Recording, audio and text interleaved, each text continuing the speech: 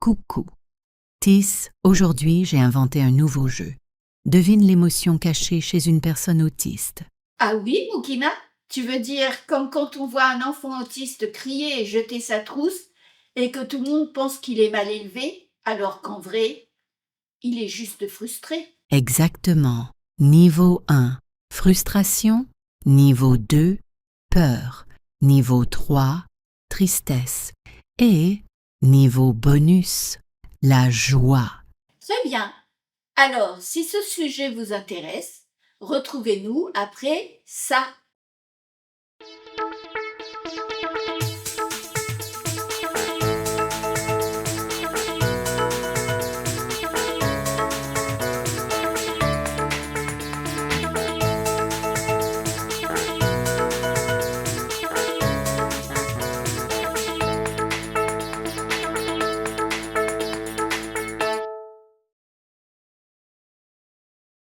La frustration, c'est quand quelque chose ne se passe pas comme prévu. Par exemple, tu attends ton goûter et il n'arrive pas. Si tu es non-verbal, tu vas crier, taper, peut-être même mordre. Et si tu es verbal, tu vas râler, contester, te balancer ou dire des trucs du genre « encore une preuve de l'effondrement de la société ».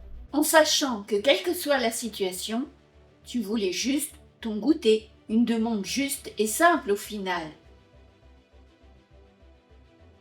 Un bruit fort, une salle pleine de visages inconnus. Pour une personne non verbale, c'est la panique. Elle court, elle crie, elle cherche à fuir.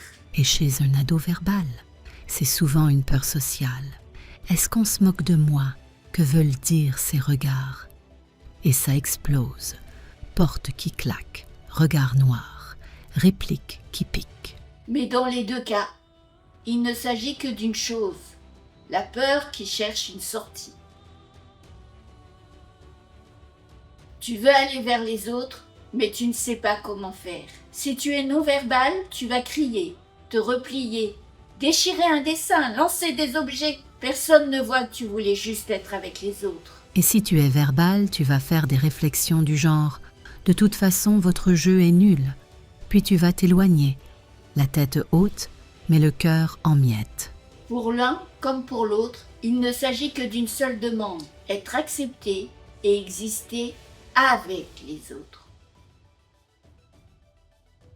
Tu sautes, tu ris, tu cries, tu tourbillonnes, et les gens autour de toi s'inquiètent ou désapprouvent, trop bruyant, trop fort, et peur d'une nouvelle crise, alors qu'il s'agit juste d'exprimer sa joie. Et si tu es verbal, tu ne feras peut-être pas de grands gestes, mais tu parleras non-stop de ta passion avec des étoiles dans les yeux, ou tu rigoleras tout seul en lisant un bouquin ou en regardant des vidéos. Et là, il y aura des réflexions du genre « Sois plus discret, ne t'énerve pas, tu ne pourrais pas juste te réjouir comme tout le monde ?» Ben non, chacun sa façon d'être heureux. La frustration, la peur, la tristesse et la joie sont des émotions humaines, pas des caprices, pas des bizarreries. Qu'on parle ou pas, qu'on saute ou qu'on argumente, on ressent fort, toujours. Et la souffrance, comme la joie, ne dépend pas du langage ou du QI. Elle mérite juste d'être reconnue et respectée. Donc, la prochaine fois que tu vois un comportement qui te paraît bizarre ou dérangeant, pense émotion, pas punition. Et surtout, pense compassion.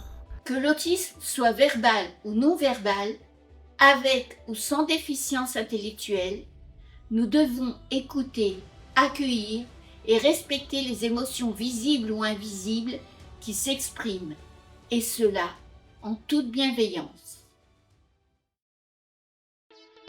Cette vidéo vous a intéressé? Alors n'oubliez pas de liker, commenter et partager. Ça ne vous coûtera rien et ça nous permettra de mieux référencer la chaîne.